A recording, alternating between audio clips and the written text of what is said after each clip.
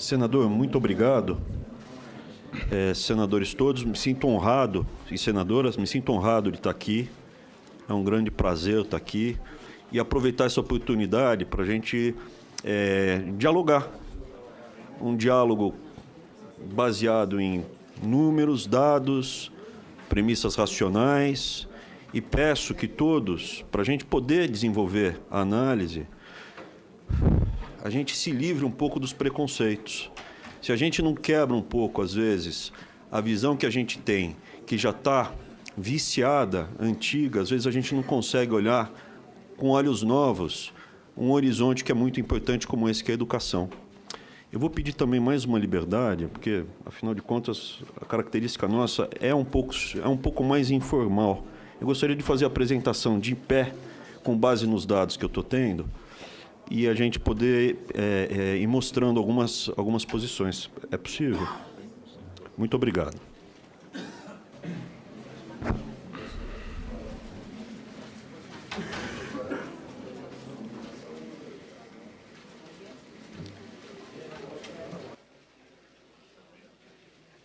O senhor ministro havia perguntado para mim se seria possível, já antes, eu digo, o senhor ministro tem toda a liberdade de fazer a apresentação da forma que julgar mais adequada.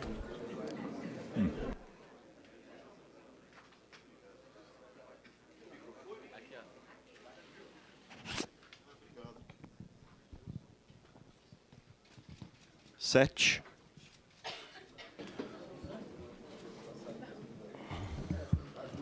Nós só vamos precisar, Ok. senhor presidente, aqui de um espaço para a gente poder ver, acompanhar a apresentação aqui. Teste. Então, tá bom. Desculpe, quem que falou? Aqui, presidente. Pois não? Senador Isalci. Sim? É só aqui, presidente. Ah, É sim. só para a gente possa também assistir aqui o a espaço apresentação. aqui essa em parte. relação à imprensa,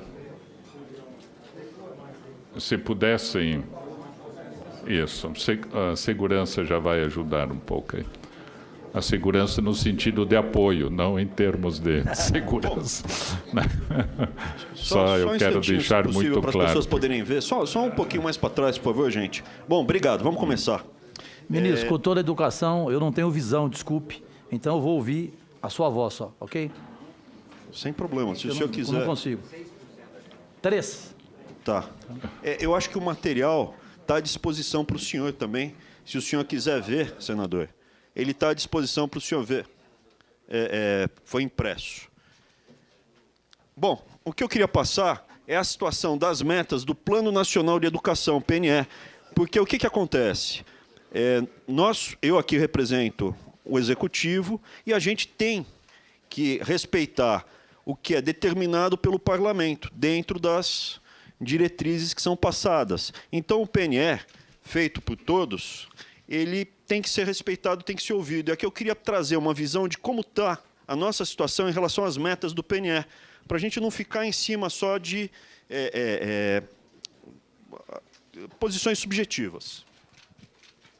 Se a gente olhar, o que a gente tem aqui? A base. Então, olhando a educação como uma grande casa, como está a nossa base? A criancinha, quando ela está começando a vida dela, começa a interagir aos 3 aninhos, aonde ela poderia começar a educação formal dela, numa creche? Como está a situação das crianças em idade de ir para a creche no Brasil? Hoje, 30% das crianças têm acesso à creche no Brasil. Isso incluindo público e privado. Então, o que acontece? A gente não está conseguindo atender essa primeira recepção das crianças à escola. Quando a gente vê a pré-escola, antes do 1º ano, a situação também não é confortável. A gente ainda tem 10% das crianças sem ser assistidas pela pré-escola, sem olhar a qualidade. Então, o que acontece?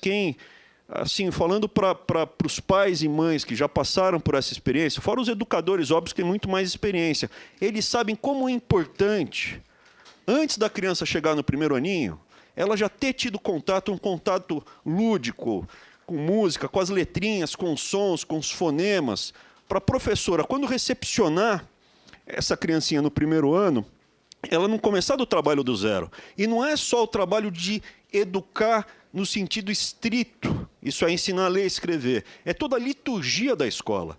Porque uma criança em casa, ela tem um comportamento, e na escola é outro mundo, é outra realidade. Tem que respeitar a professora, tem que falar com os coleguinhas, respeitar o regulamento. Então, essa liturgia, esse aprendizado, se ele começa cedo, eu acho que a chance de sucesso, que a gente vai ver mais para frente, da gente não perder as crianças na primeira, na segunda e principalmente no terceiro ano do ensino fundamental, a gente melhora muito.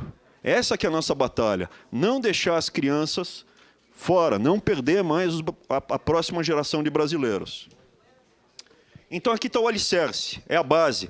É aqui aonde a gente vê que os países que deram um pulo de qualidade no ensino forçaram muito, se esforçaram muito em atender.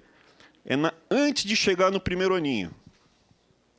Quando a gente chega ao primeiro ano, a gente vê que aqui a gente praticamente já universalizou. A gente está próximo de patamares do Japão ou da Ásia. Dificilmente você tem 100%. Sempre tem uma criança que tem um probleminha, que tem uma dificuldade. Atingir 100% é muito difícil. O Brasil já tem 98% das crianças sendo atendidas, frequentam ou concluíram o ensino fundamental. Então, o que acontece aqui? Aqui não é mais carteira e professor para receber as crianças. Agora é qualidade. Isso que a gente precisa estar focado. Por que a gente fala em qualidade? Porque quando a gente olha o resultado disso daqui, isso é, as crianças já estão na escola, elas já estão lá dentro. Percentual da população de 16 anos com ensino fundamental, isso é, não é o ensino médio. Com 16 anos, você já deveria estar concluindo o fundamental, o médio. Isso é, sem o fundamental. 76%. A gente perdeu crianças ao longo do caminho aqui. E é isso que a gente precisa trabalhar. Como a gente trabalha isso? Antes dela chegar no primeiro aninho e ao longo do ensino fundamental. Aqui a gente vai ver aonde estão os momentos que a gente perde as crianças. A primeira onda que a gente vê repetência ou evasão, que é ainda pior, quando a criança simplesmente abandona os estudos, é aqui ao terceiro ano. O que acontece? A criança chega no primeiro aninho e não teve o preparo necessário, não teve a abordagem que era necessária para ela performar bem no primeiro ano. Ela não aprende a ler e escrever. Desculpa, gente, só estou enrolando a manga. São hábitos velhos do professor. Oi? Não estou chamando ninguém para briga. Inclusive, eu não tenho passagem na polícia. Entendeu? Sou zeradinho. Vocês podem olhar. Vasculharam até 30 anos atrás a minha nota no primeiro ano da faculdade. Vamos lá. Voltando. Então, a gente perde as crianças aqui no terceiro ano. Olha como são as coisas. O ensino fundamental mudou. Antigamente eram 8 anos e passou para 9. Então, quando seria o ginásio, né, que é um trauma, isso daí é desde a época dos nossos avós, do exame de admissão ao ginásio. Olha o que acontece. O primeiro ano do que seria o ginásio, de novo, você tem uma evasão grande das nossas crianças. Repetência e evasão. Por quê? Aqui a gente não teve o preparo básico. A criança chegou no terceiro ano e não sabe ler, não acompanha mais. Toma pau, sai da escola. Aqui a criança não teve o preparo para ir para o que seria o antigo ginásio. E olha o que acontece de novo. Quando vai para o ensino médio, a primeira série do ensino médio, de novo, uma grande reprovação. Então, aqui, resumidamente, está a história da tragédia que a gente está vivendo hoje na educação do Brasil.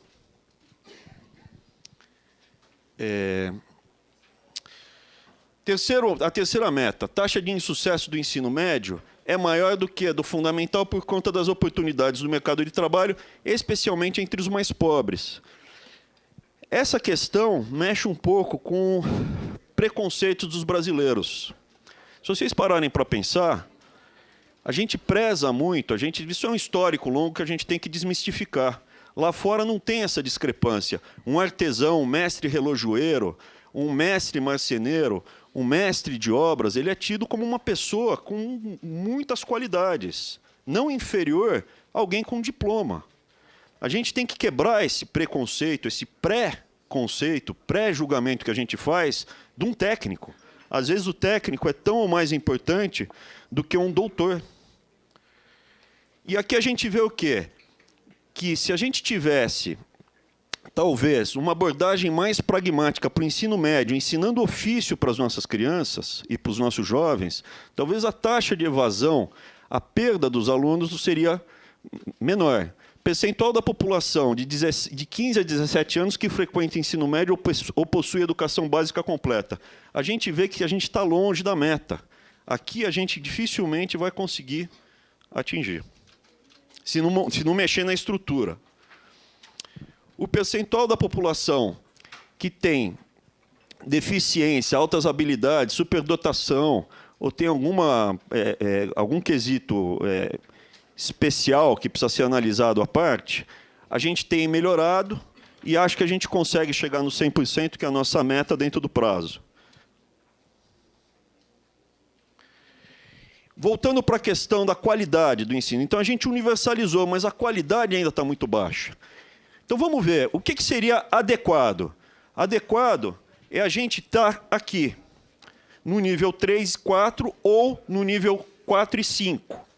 O que a gente vai ver? Tanto em leitura quanto matemática, ao terceiro ano, mais da metade das nossas crianças não tem conhecimentos mínimos de leitura ou de matemática. É isso que está acontecendo. Elas chegam ao terceiro ano e não aprenderam quase nada. A gente está perdendo mais da metade das nossas crianças. Eu acho que qualquer país que tenha tido sucesso em mudar a educação no Brasil focou aí, até chegar no terceiro ano.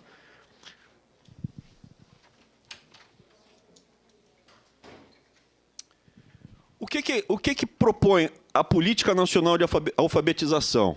A alfabetização no Brasil deverá ser baseada em evidências científicas. Não se trata de impor um método, falar tem que ser assim, tem que ser assado. A única coisa que a gente solicita é que qualquer método que seja empregado esteja baseado em evidências empíricas. Essa é a base do pensamento aristotélico. Ou de São Tomás de Aquino, ou Descartes, essa é a base do pensamento científico. Tem que ter evidência empírica que o que você está fazendo na escola dá certo. Não pode ser só papo, tem que ter número comprovando isso. O PNA traz definições precisas que possibilitam um debate técnico, científico, para políticas públicas de alfabetização. Respeito aos entes federativos de adesão voluntária. A gente não quer impor nada a ninguém. A gente simplesmente quer abrir um debate. A gente quer conversar. A gente quer falar, olha, talvez aqui no Brasil nós estejamos fazendo, como nação, todos nós, sem apontar um grande culpado, alguma coisa errada. Por isso que a nossa educação é muito pior do que os nossos vizinhos da América Latina. E a gente não pode aceitar que o brasileiro é pior. Eu me recuso a acreditar que um brasileirinho é pior do que um chileno, do que um argentino.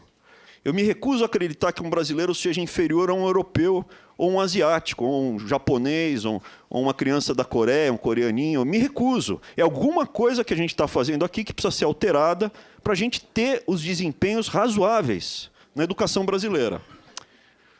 Tem que ter fundamentação na ciência cognitiva da leitura, e isso daqui para melhorar a capacidade de ler e escrever.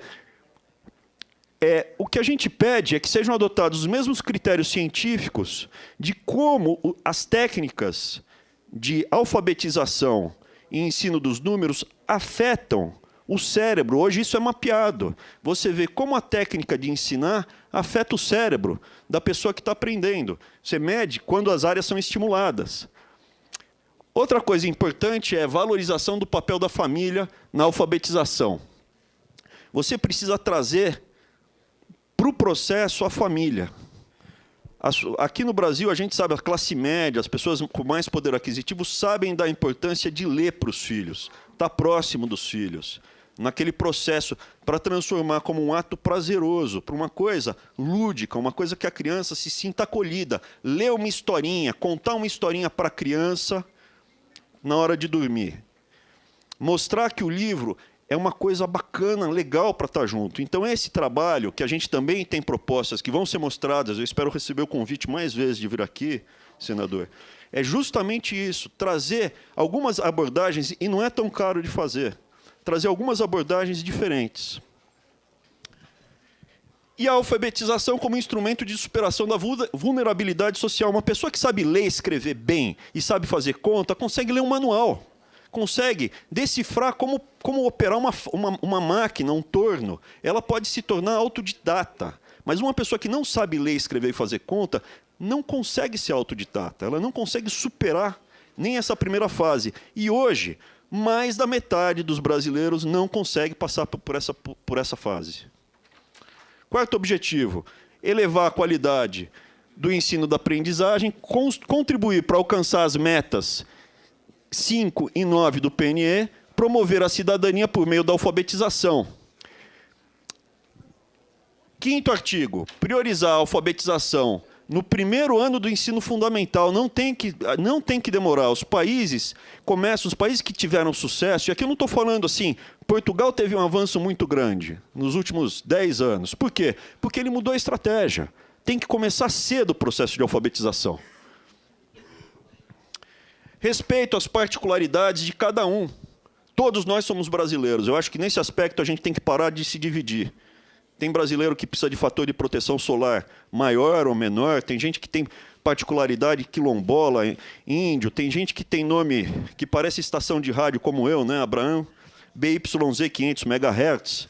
Mas o ponto principal é o seguinte, todos nós somos brasileiros. Depois disso, a gente começa a discutir as particularidades e que têm que ser respeitadas. Valorização do professor. Alfabetizador.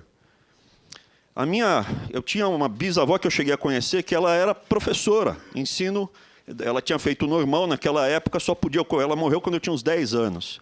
E ela era professora de ensino fundamental naquela época. Era uma honra ter uma mulher na família que era professora, ela era super respeitada por todos. E isso a gente perdeu. O professor hoje que recebe a criancinha e vai alfabetizar, segura no lápis, não tem mais o respeito e o status que tinha 50, 60, 70 anos atrás. Como aconteceu agora recentemente, de um aluno aqui em Valparaíso, aqui do lado, entrar e assassinar um professor a sangue frio, a queima-roupa. Esse tipo de coisa não é só dinheiro, é valorizar o professor, respeitar o professor. Do ensino básico, fundamental, da pré-escola, da creche. Estímulo aos hábitos de leitura e escrita, artigos 6 e 7. Crianças na primeira infância, creche, pré-escola e alunos nos anos iniciais de ensino são público prioritário, são agentes dos professores e gestores educacionais de instituições de ensino, famílias, organizações da sociedade como um todo. Isso não é uma bala de prata. A gente tem várias frentes. A gente vai ver aqui algumas propostas de como a gente consegue lidar com isso em várias frentes. Não existe uma única solução mágica. É trazer várias ideias dos países que tiveram mais sucesso e gradualmente implementar aqui. Isso aqui é importante, ó. Esvaziar um pouco. A gente não está falando de interromper nada e de não respeitar o direito de ninguém. A gente simplesmente está propondo começar um diálogo e discutir. Será que, para o futuro, a gente não pode, de repente, adotar uma estratégia diferente do que está sendo feito até agora? Jovens e adultos também têm que ser contemplados, né? O pessoal que ficou para trás. Artigo 8º e 9º, o PNA será implementada por meio de programas de ações do governo federal em parceria com os entes federativos. Nós temos tido, nos últimos 30 dias, a gente já teve várias reuniões, mais de 6 ou 7, com os secretários dos estados e municípios. Por quê? Porque eles que estão na ponta. Eu acho que é justamente o oposto. A gente teve, desde o Getúlio Vargas, uma estratégia de concentrar poder aqui em Brasília. Vai, concentra, concentra, concentra, concentra. Os heróis da alfabetização estão lá na ponta, eles estão no município e depois nos estados. Eu não tenho aqui de Brasília como dizer o que cada um, em mais de 5.500 municípios, 27, é uma pretensão absurda achar que um grande sábio aqui, não que eu seja, mas a visão, né, que um confronto entre, Aristóteles e o modelo mais platônico, né, o grande sábio que vai determinar o futuro de tudo, porque ele é o cara mais preparado. Eu duvido que um grande sábio tenha capacidade de tomar decisões melhores do que 100 ou 1.000 pessoas espalhadas pelo país. E é mais democrático, você divide o poder. Você não concentra o poder. A gente está pedindo justamente isso. Ter os estados e municípios como parceiro. Ah, mas está segmentado, mas tem que dessegmentar. Porque é o mesmo indivíduo, é a mesma pessoa. Ela entra na escola e ela não quer saber se é município, estado ou governo federal. A criança tem que ser atendida na creche e terminar a fase dela, seja com um aprendizado técnico, ou seja universitário, e deveria acabar com esse preconceito que um artesão é pior do que um doutor. Tinha que ser visto como, pela nossa sociedade, como pessoas que têm a mesma qualificação em termos de sofisticação, mas tem que ser feito em conjunto por todos nós. Artigo 10º, 11º, 12º e 13º. É o MEC, o Ministério da Educação, que coordenará as ações derivadas da PNA, podendo oferecer assistência técnica e financeira aos entes federativos. E a gente vai falar de FNDE depois, tá? Voltando para a meta de educação integral. Eu acho que é um consenso aqui que todo mundo vai falar. Educação integral é o caminho. Como é nos Estados Unidos? Educação integral. Como é na Europa? Educação integral. E como estamos indo com a educação integral para as crianças aqui no Brasil? Está caindo. É isso que está acontecendo. Está caindo. A gente está colocando o dinheiro... Ah, mas tem que ter tudo. Aula número 1 de economia. A gente aprende a ciência econômica, é chamada de a ciência triste, porque ela parte do pressuposto que os recursos são escassos. Sempre. A sua vida é escassa. Você não tem 1000 anos, você tem um período de vida para decidir o que você vai estudar. Eu quero estudar tudo, não dá. Vai faltar a vida. Eu quero amar todo mundo, não dá. Você tem que escolher as pessoas que vão estar mais próximas de você. Recurso financeiro também é finito, por isso que chama de ciência triste. Eu tenho recursos limitados e eu tento maximizar o meu bem-estar com escolhas. Aonde a gente vai alocar como nação os nossos recursos, que sempre vão ser limitados, para melhorar o desempenho da educação. Eu acho que seria aqui, educação integral. Mas antes eu investiria em creche. E depois melhorar a pré-escola, e depois primeiro e segundo aninho. E depois integral, ensino técnico. Mas isso a gente quer discutir em conjunto com todos nós, se a gente tiver a oportunidade de voltar aqui e ser convidado de novo. Muito bem, chegando no IDEB, porque daí é um índice, né? A gente está abaixo de todos, e está longe, não vai conseguir bater a meta em nenhum desses indicadores. Por quê? Está longe. Seja no indicador de desenvolvimento da educação básica, que é o que está menos grave, seja nos anos finais do ensino fundamental, que daí começa a piorar, ou seja no desastre que é do ensino médio. Por quê? Porque você vê nitidamente que a gente está conseguindo melhorar os anos iniciais. Os anos finais, a gente já perdeu as crianças no processo no 3º ano, no 6º ano e no 1º ano do ensino médio. A gente perdeu essas crianças. E aqui no ensino médio, a gente está parado há mais de 10 anos. Eu vou repetir. No ensino médio, o Brasil não consegue melhorar há mais de 10 anos. São 10 anos parados no mesmo lugar. 10 anos. Escolaridade média. A gente está melhorando a escolaridade média do brasileiro. Tanto para o pessoal na média, como para o pessoal nos estratos mais baixos, quando você abre para o segmento da sociedade. Ainda está longe do patamar que seria 12 anos, que é o adequado, mas está melhorando. Alfabetização de jovens e adultos, a gente tem melhorado o indicador, evidentemente o ideal 100% não dá, no Japão não é 100%, tem gente que não consegue aprender por limitações físicas até. Mas a gente está melhorando e está mais concentrado no pessoal no pessoal mais humilde. Taxa de analfabetismo funcional, aqui é o mais grave. A gente vai conseguir universalizar. Quando eu era criança, no ponto de ônibus, às vezes chegava uma pessoa mais velha e falava: meu filho, meu neto, eu esqueci o óculos em casa, qual o nome do ônibus que está vindo? Era um eufemismo para a pessoa falar: eu não sei ler, por favor, me ajuda. Isso acabou praticamente no Brasil, nos centros urbanos, e está diminuindo. Acho que a gente vai universalizar a pessoa que consegue ler o ônibus. Mas o texto, a gente ainda está longe. A pessoa que pega um texto simples e não consegue interpretar o texto simples, a gente ainda está longe. Esse é o desafio. Percentual de matrículas da educação de jovens e adultos da forma integrada à educação profissional. Aqui já começa a entrar o desastre do ensino médio e do ensino técnico.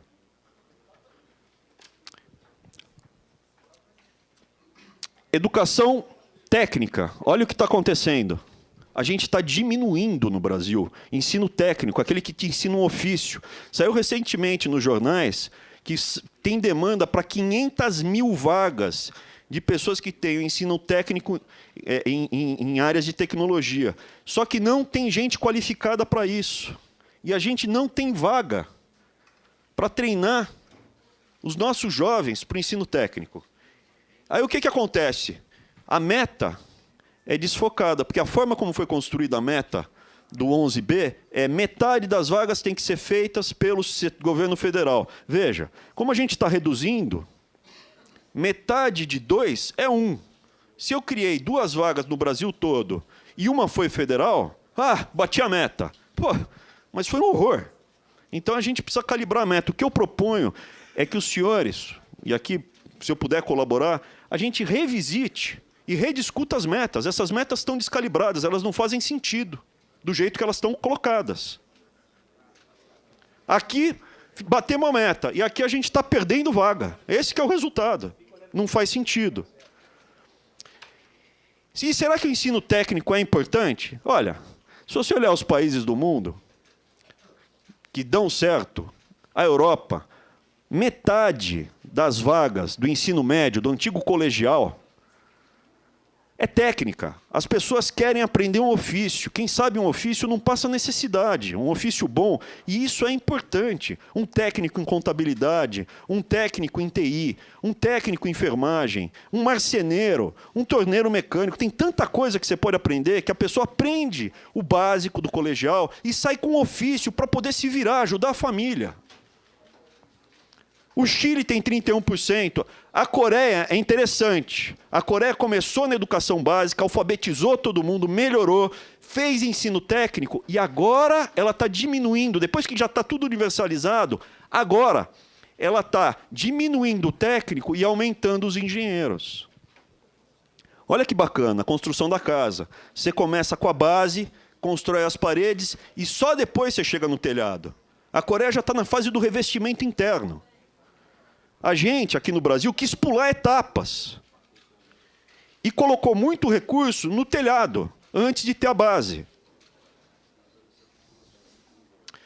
Será que tem demanda da sociedade pelo ensino técnico?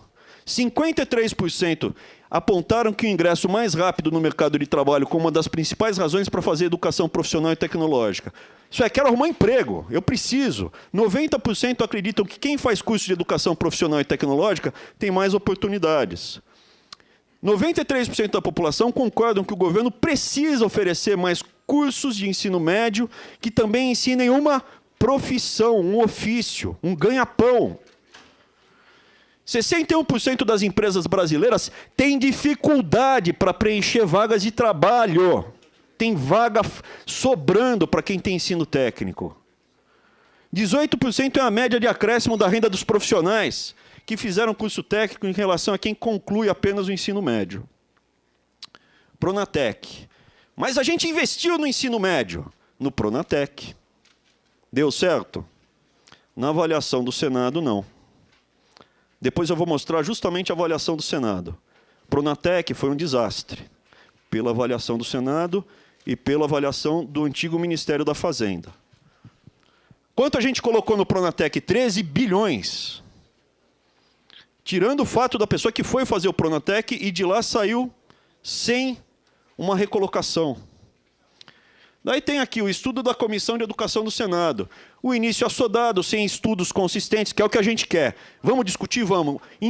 Com base em números e critérios científicos. Tem que mostrar número, tem que mostrar estudo, tem que mostrar critério científico. O início assodado, sem estudos mais consistentes sobre o impacto e aderência, e sem construção de estruturas mínimas de funcionamento adequado. Expansão pouco criteriosa, com foco no número de matrículas. O Pronatec inchou, sem que fossem desenvolvidas ferramentas para avaliar a qualidade dessas matrículas. Ausência de indicadores sólidos de desempenho, atrelados à necessidade de foco preciso. Não se pode avaliar de forma efetiva em que medida o aumento de número de matrículas significou. Enfim, aqui está falando que foi ruim, mas não sou eu que estou falando. E na Secretaria de Política Econômica, Ministério da Fazenda passado, a mesma coisa. A gente tem capacidade de atender pelo Brasil todo ensino técnico? Essa é a nossa estrutura, uma estrutura grande. Só que antes de começar qualquer outro novo investimento, nós temos que concluir as obras que já estão acontecendo ou que estão paradas. Então, de novo, não é fazer uma revolução. Eu não quero propor mudar tudo. Eu gostaria de começar a discutir de forma aberta, franca, direta, o debate, quebrando antigos preconceitos que a gente tem, e mostrando uma coisa básica. Não podemos construir um prédio novo enquanto a gente não terminar os que já estão em execução. Estratégias para a política de educação profissional e tecnológica. Então, consolidação da rede federal. O que está em construção a gente tem que terminar. Formação de professores da educação profissional e tecnológica com foco na prática. Evidente, tem que aprender. A educação técnica tem que ser prática. O cara tem que sair de lá resolvendo um problema para a sociedade, um problema tangível, palpável. Desenvolvimento de ferramentas para avaliação dos resultados. Não dá para ser achismo. Chega de Pronatec. Incentivos à inovação e à tecnologia. Articulação e parcerias para expansão da educação profissional e tecnológica. A gente não vai conseguir fazer tudo isso no governo federal. Precisamos de parcerias, precisamos de todos. Estados, municípios, iniciativa privada, empresas. Apoio da rede federal aos sistemas de ensino dos estados e municípios, incluindo a educação de jovens e adultos. Trazer de volta o adulto para o banco escolar, para ele aprender um novo ofício. Eu, por exemplo, tive educação técnica para revelar fotografia. Acabou. Dinheiro jogado fora. Isso não tem mais, né? Se eu tivesse seguido essa carreira, eu teria que achar um novo ofício. Total de matriculados, meta 12. Total de matriculados, independente da idade, em relação ao total da população na faixa etária de 18 a 24 anos. Aqui já entrando na educação superior. Quanto a gente tem? Na OECD, é 44%. A gente tem 34%, 36%, dependendo do ano. A OECD são países mais ricos, né? Sociedade, representada pelo Congresso Nacional, precisa discutir as prioridades para a alocação de recursos públicos. Seria isso uma meta atingível? Qual é a meta que tem aqui? A meta que tem aqui é que 40% das vagas no ensino superior venham 40% do governo federal. Quanto custaria isso? Mais 200 bilhões por ano, no mínimo. A gente consegue pedir para o contribuinte aumentar mais o esforço que ele está fazendo para atingir essa meta? Essa é uma decisão dos senhores. Eu acho que essa meta, hoje, é impraticável e acho que o foco que eu gostaria de trazer aqui é que fosse qualquer esforço novo fosse feito na educação básica, na base da casa. Essa é uma meta que eu gostaria realmente de rediscutir com os senhores e senhoras. E aqui mostrando de onde veio a expansão do ensino superior no Brasil, porque a gente está com números robustos no ensino superior. Ela veio da rede privada. 75% foi a rede privada, não foi a rede pública que expandiu. E o MEC? O MEC hoje é principalmente ensino superior. A maior parte dos nossos recursos vai para o ensino superior. Ah, mas tem o financiamento. Essa é outra tragédia que aconteceu. Para financiar essa expansão, a gente criou financiamento educacional. Até é um susto quando fala. A gente tem 500 mil jovens brasileiros inadimplentes. É uma tragédia. É mais um Pronatec, é mais um desastre que aconteceu. 500 mil jovens começando a vida com nome sujo. Porque foi feita uma política desbalanceada. Ah, mas tem inadimplência lá fora também. Tem, nos Estados Unidos tem 17%. No Canadá é 14%. Evolução da inadimplência por período, né? A gente vê que está explodindo, metade, né? Mais da metade, né? Metade tem, 47% está inadimplente. Agora vamos olhar uma meta que a gente superou na educação. A gente está acima, tem uma meta que a gente está bonito na foto. Qual é? Percentual de docentes com mestrado ou doutorado na educação. A meta era que na educação superior, nas faculdades, 75% tivesse mestrado. A gente está com 77,5%. Olha, eu tive várias passagens, eu tive muito mais vivência na minha vida executiva. O meu irmão é um acadêmico com uma vida muito mais robusta que a minha. Mas como executivo, tocador de negócios, implementador de metas, a minha experiência é quando você atinge a meta e você tem um monte de outras metas que estão aquém, você sossega nessa meta e corre atrás do que está aquém. Essa aqui a gente superou. E vai superar também, e superou também percentual de docentes com doutorado em educação superior. Bateu a meta, parabéns. Vamos continuar colocando mais dinheiro aqui ou na educação básica? Os senhores vão decidir. Títulos de mestrado concedidos, batemos a meta também. Doutorado, falta pouco, estamos indo para lá.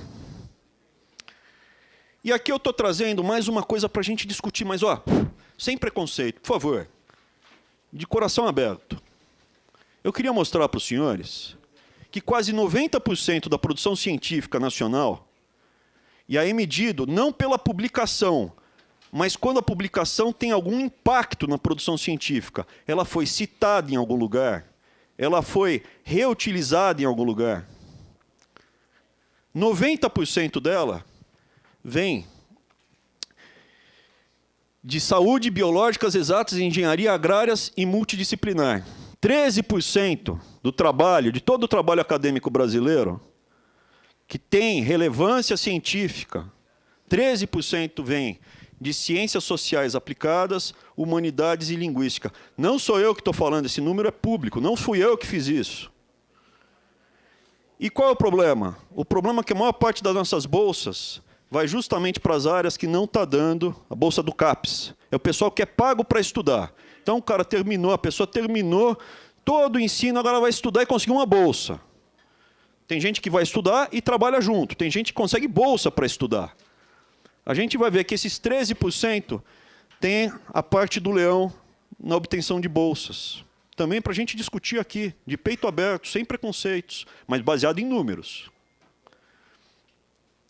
Eu acho que esse gráfico fala por si só. Ah, mas a produção científica dos Estados Unidos, ciências humanas, também tem baixa repercussão. Não é o que os números mostram. Os números americanos mostram que o impacto da produção científica é relativamente constante em todas as áreas da ciência. Enquanto que no Brasil, em medicina e odontologia, o impacto é menor, é 80%, 85% do que é americano. E daí, enfim, não quero me alongar nisso, acho que o número fala por si só. O Brasil precisa tornar a carreira de professor atrativa aos jovens talentos. A carreira da educação infantil, da educação básica. A gente tem que valorizar aquela pessoa, aquela mulher, aquele homem, ou aquela pessoa que está nos últimos anos do ensino médio, a falar, eu quero ser professor, eu quero ser um alfabetizador. Como é que você faz isso? Primeiro, acabando com os preconceitos. Eu quero ser um técnico. Ah, não, mas técnico não é chique. Tem que acabar com esses preconceitos e resgatar o respeito que a gente tinha pelos professores da educação básica. Então, a gente está longe. Aqui na meta para reconhecimento, valorização do professor da educação básica, aqui a gente está tudo longe. Para o professor de nível superior, do qual eu faço parte, eu sou professor concursado do ensino superior, a gente está bem. Para o ensino básico, a gente está longe da meta. Proporção de docência dos anos finais do ensino fundamental, professores cuja formação superior está adequada à área de conhecimento onde lecionam. Também, ensino fundamental, ó, 50%, 60%, tudo longe da meta. Percentual de professores com boa formação, tudo longe da meta, tudo longe da meta. Percentual, valorização do magistério, percentual de rendimento dos professores. Tem que melhorar o rendimento? Tem que melhorar o rendimento. Tem várias estratégias para fazer. Não é simplesmente aumentar o salário puro e simples. Não estou falando isso. Você tem várias formas de melhorar o rendimento do professor. Por desempenho, por resultado. Aqui só mostrando que alguns critérios a gente atingiu, né? Então, tem plano de carreira, mas não gerou o impacto que a gente queria. Vou fazer plano de carreira, não resolve. 100% já tem plano de carreira. Precisa ter tempo para estudar em casa. A maior parte já estuda em casa. A gente precisa repensar as estratégias que a gente tem hoje. Percentual de municípios que prevêem o limite máximo de 2/3 da carga. Então, você vê que também está avançando, não é aí que está o problema. Percentual de unidades federativas que selecionam. Aqui, ó. Esse daqui é importante. A gente precisa melhorar, não tem a bala de prata, tem várias coisas. É um material didático, o método de alfabetização precisa ser discutido, melhorar o salário do professor, mas tem que tirar a questão de indicação do gestor da escola. O gestor da escola, quando é estadual, 70% é técnico. Quando é municipal, só 5% é técnico, o resto é tudo indicação e muitas vezes política, sem critérios técnicos. A gente precisa ter critérios técnicos para indicar os diretores das escolas. A solução é jogar mais dinheiro, aumentar imposto? Não. Por quê? Porque hoje a gente já gasta 7% do PIB com educação pública. Não estou colocando aqui educação privada, educação pública. Já é 7% do PIB. E quanto isso é comparado com outros países? Deixa eu pular esse daqui e ir direto para os outros países. Eu acho que tem aqui.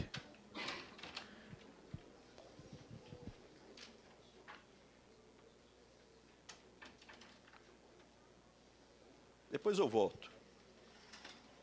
Não?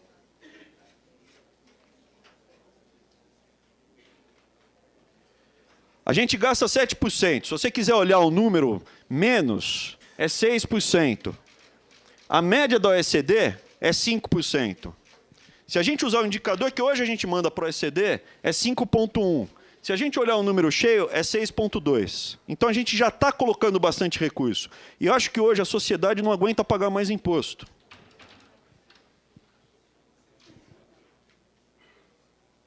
Deixa eu só voltar aqui, desculpa, eu queria mostrar esse...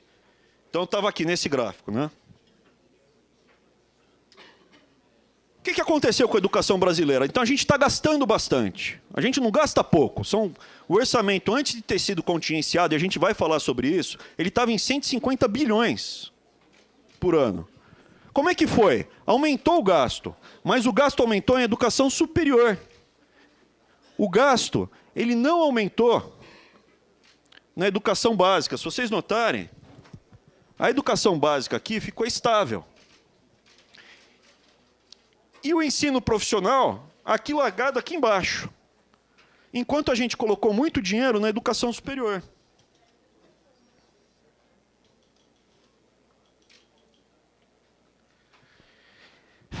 E onde foi esse dinheiro da educação superior? Foi para contratar gente. A gente contratou uma penca de gente no MEC, ou nas universidades.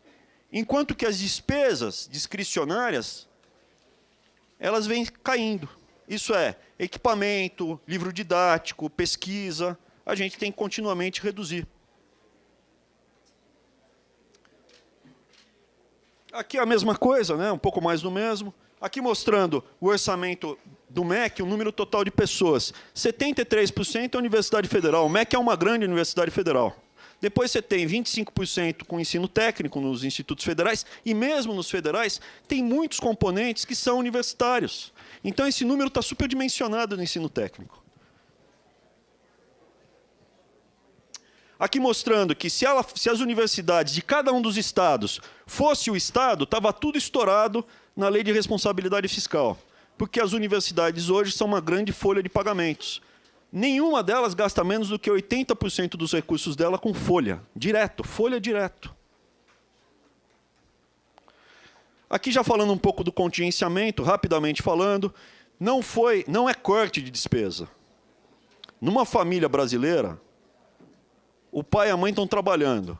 O pai perdeu o emprego, mas está fazendo bico, e a mãe manteve o emprego e vai arrumar um emprego, porque o antigo patrão falou que, olha, tem uma oportunidade, mas só estou esperando ver se o Congresso vota a nova Previdência, que eu contrato você de volta.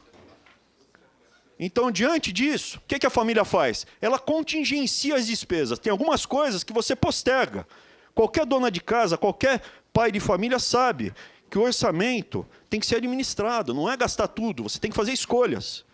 E a gente foi impactado em 31%, não da despesa total. Não teve salário cortado, todos os salários estão preservados. Não teve refeitório cortado, a alimentação dos estudantes está integralmente garantida. Mas a gente vai falar mais disso depois, na parte dos reitores. Aqui mostrando o contingenciamento, que esse ano está sendo, isso é, estamos segurando a despesa. Pode fazer no segundo semestre, dependendo do que acontecer, pode fazer, mas é um dos maiores contingenciamentos que já houve, que veio do Ministério da Economia, mas já teve contingenciamento no passado. E aí, falando das novas diretrizes, o que a gente propõe? Foco na educação básica, aprimorando o Fundo de Manutenção e Desenvolvimento da Educação Básica e valorização do profissional de educação, através do Fundeb, MEC como indutor da política educacional nacional, mas os parceiros, os executores vão estar na ponta dos estados e municípios. Gestão técnica, orientada à entrega de resultado. Entregou resultado, tem apoio, mais apoio. Não está performando, vamos conversar e entender por quê. Se não corrigir os erros, aí a gente analisa. Construção de um sistema educacional nacional orientado pelo mérito e para o mérito. E o que é isso? A gente vai deslocar recursos de acordo com o mérito de cada localidade, o que significa menos Brasília e mais Brasil, mais poder para os estados e municípios. Fixação de incentivos para a adoção das melhores práticas nacionais e internacionais na gestão da educação. Isso é uma coisa importante para o professor.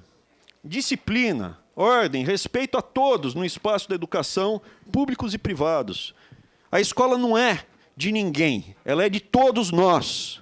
É dos professores, dos pais, dos alunos e principalmente dos pagadores de impostos. Todos têm que se respeitar nesse ambiente. Isso que está acontecendo de aluno ameaçar professor, matar professor, cuspir em professor, não é aceitável. Assim como não é aceitável o professor passar mais da metade da aula doutrinando para qualquer lado, uma criança. Principalmente uma criança jovem que ainda não tem livre-arbítrio ou discernimento para ter os seus próprios juízos de valor. Esse é o mais grave. Tentar doutrinar um marmanjo, uma pessoa que já está grande, tudo bem. Agora, uma criança, eu considero uma covardia. Para qualquer lado. A gente tem que educar, ler e escrever, fazer conta. Outra coisa que é importante, eu sou 100% a favor da autonomia universitária. Para mim, mais liberdade para as universidades. Mas autonomia universitária não é soberania universitária. Soberania, eles não são um Estado soberano. Os campi que tem no Brasil não pode ter consumo de drogas ilícitas dentro dos campos. Por quê? Porque a lei não permite no território nacional consumo. Se vocês querem permitir que tenha consumo de drogas dentro dos campi, passem uma lei liberando o consumo de drogas. Eu sou contra. Mas hoje é ilegal. Por que a polícia não pode entrar nos campos? Por que a polícia não pode entrar dentro de um campus de uma escola? É um país autônomo?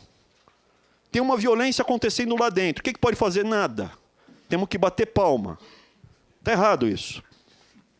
Outra coisa, eu sofri na pele.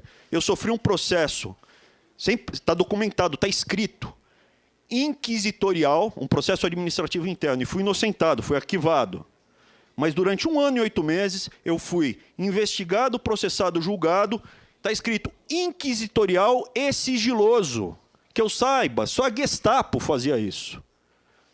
Ou no livro do CAFTA ou a Gestapo. Processo, você vai e tem acesso às informações sobre o que você está sendo processado.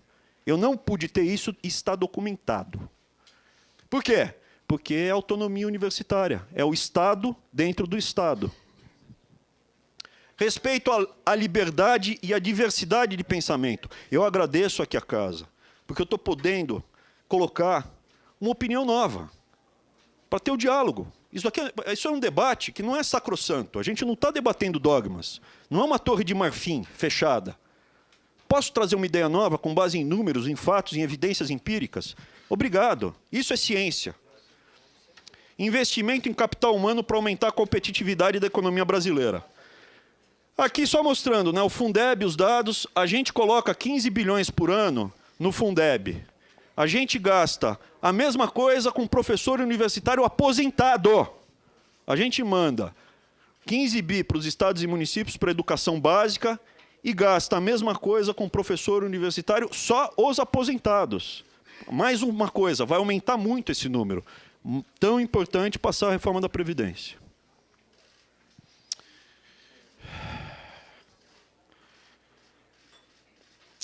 Aqui entrando na parte final, já estou terminando, gente.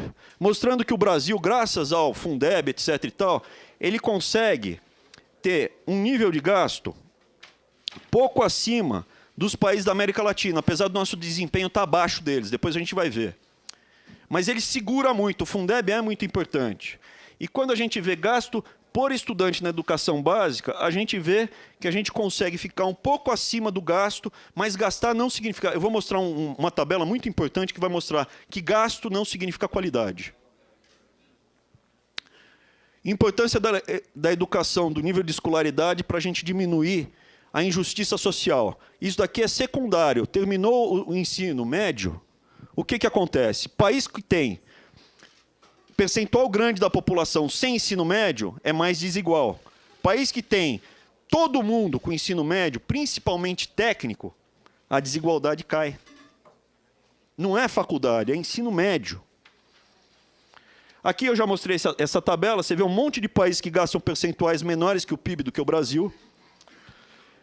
E aqui mostrando o PISA, que é a nossa meta. Por que a gente está falando que tem que subir 50 pontos o PISA? Eu me recuso a acreditar que a gente é pior que o Chile. Se a gente subir 50 pontos no PISA, a gente fica igual ao Chile. É só isso. A gente gasta mais que os nossos vizinhos e está atrás de quase todos eles. Só não está atrás do Peru. O Peru está atrás do Brasil. Mas ele tem subido rapidamente. Por que vocês estão rindo? Existe correlação? É melhor a gente correr, hein? Existe correlação entre gasto e qualidade, mas essa relação não é linear. Esse gráfico, essa tabela talvez aqui, seja a mais importante. Gente, por favor, essa tabela aqui talvez seja a mais importante de toda a nossa conversa. Vamos gastar mais! Quando a gente analisa os números com base em critérios científico-econômicos, a gente não tem que olhar, qualquer economista razoável, ele vai falar o seguinte, olha, a gente tem que analisar, nesse caso, por paridade de poder de compra. O que significa isso? Você vai para um país como a Suíça, e uma Coca-Cola lá vai custar R$50. E no Brasil, sei lá, R$3. Um sanduíche vai custar R$60, correspondente, né? $60. E aqui vai custar $3. Então você transforma tudo em poder de compra. O quanto você precisa para um professor viver dignamente na Suíça? Precisa de $10 mil. E no Brasil, precisa de $3 mil, sei lá, um número qualquer. Então você transforma tudo para a mesma base de comparação. O que a gente vê? Gasto por estudante em dólares pela paridade do poder de compra, usando a mesma base. E aqui o resultado do PISA. Aqui são os pontos do PISA. Aqui é o quanto a gente gasta. O Brasil, ele gasta a mesma coisa que a Tailândia, que a Argentina, que o Chile e que a Rússia. Só que a Rússia está muito acima da gente do que no PISA. O Chile, que é o melhor país da América Latina, acima de Cuba, ele está muito acima do Brasil. E o Brasil? O Brasil está aqui atrás. O Uruguai gasta bem menos que a gente e está melhor colocado. E aí o que acontece? Não, mas se a gente gastar mais vai dar certo. A gente pode gastar mais como os Emirados Árabes, Catar ou Chipre, que gasta muito mais. E tem o mesmo patamar do PISA que a gente. Ou a gente pode melhorar um pouquinho só e ir lá para cima com Taiwan. Ou você pega a Coreia, aqui está o Japão, a Coreia está aqui, tudo lá no topo do PISA, e você vê países que têm boa performance também, que gastam bem mais. A viagem que o presidente Jair Bolsonaro foi para a Ásia foi Taiwan, foi Japão e foi Coreia. Não sem ser por acaso. Israel também, né?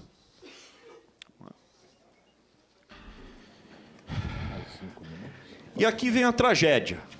Quando a gente não investe em educação básica, quando a pessoa não consegue ler um manual de uma máquina, quando a pessoa não tem capacidade de se tornar um autodidata, quando a pessoa não perde essa capacidade cognitiva, como é que ela se transforma? Em que tipo de trabalhador ela se transforma? Ela se transforma num trabalhador sem capacidade de produzir tanto quanto um que recebeu o investimento adequado. O que está acontecendo com a produtividade no Brasil? Ela tem ficado, principalmente a partir da década de 80, parada.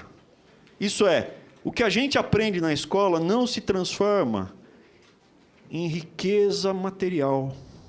A gente não consegue transformar em mais capacidade de trabalho por trabalhador, ao passo que todos os outros países têm subido rapidamente. O exemplo mais gritante é a Coreia. Em 1950, um trabalhador brasileiro produzia 3 vezes mais do que um coreano. Hoje, a gente não produz metade. Vou repetir. Em 1950, um brasileiro era 3 vezes mais hábil que um coreano. E hoje, a gente não é metade de um coreano. E eu me recuso a acreditar que isso é porque a gente é pior que um coreano. Nós não somos. É alguma coisa de errado que a gente está fazendo. Outro gráfico que é gritante. O que a Coreia faz? Também, por paridade de poder de compra. Quanto ela gasta, né? Renda per capita, isso é a riqueza do país, e o quanto ela gasta com estudante. Com estudante de educação básica, o Brasil gasta aqui embaixo. Educação superior, próximo de 15 mil dólares. E o coreano? O coreano, na educação básica, gasta mais do que o dobro que a gente. Mas na educação superior, ele gasta menos que o brasileiro. Vou repetir. O coreano gasta o dobro com as crianças e menos com o estudante universitário. Esse daqui, ó, isso daqui gerou até... Esse debate está sendo muito rico, porque a gente teve essa oportunidade, e até a OECD corrigiu um informe, agora, falando, ó, realmente, estava errado o número, e eles mostraram que o Brasil está gastando 14 mil dólares por estudante. É menos do que o Chile. O Chile gasta 8 mil por estudante na faculdade. A gente gasta 14. É menos do que um monte de países, como, por exemplo, a Coreia. A Coreia gasta 10 mil por estudante. E aqui mostrando, né, também que, infelizmente, nas creches, quem não vai para a creche, quem não vai para a pré-escola, é o mais pobre, é o mais desamparado.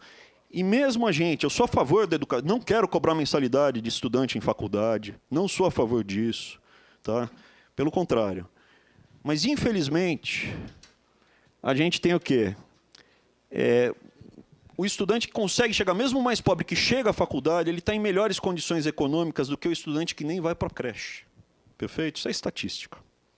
Também para pensar, tá? E sem revolução, só começar o debate. O último slide, agradeço ao presidente ter chegado, permitir até aqui esse ponto. O último slide é falando uma coisa que é muito importante. Todas essas ideias não vieram do MEC. A base dessa apresentação não está no MEC. A base dessa apresentação é o Prêmio Nobel de Economia, o Henck. No ano 2000, a gente só está 18 anos atrasado nesse debate. No ano 2000, ele criou a curva de Heckman, E aí o Heckman, o que ela diz? Que o retorno social, ganhou o prêmio Nobel com isso aqui, o retorno social que você tem na educação é muito maior quando feito na educação infantil. E você tem ganhos marginais à medida que você avança no ensino. Muito obrigado pela paciência, pela atenção. Foi muito gentil da parte de todos.